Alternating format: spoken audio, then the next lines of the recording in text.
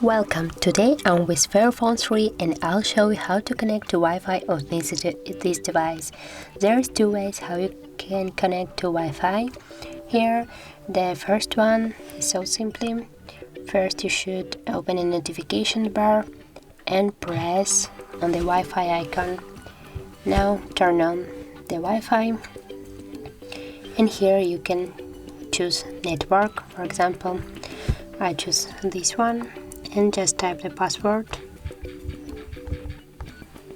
show it, and connect. Now we see that it's connected.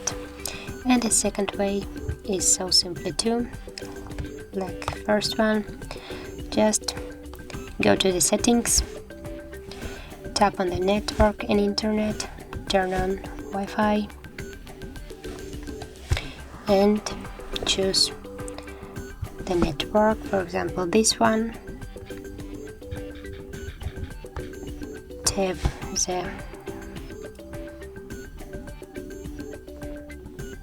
the password and that's connected. So if you find this video helpful, leave like, comment and subscribe our channel.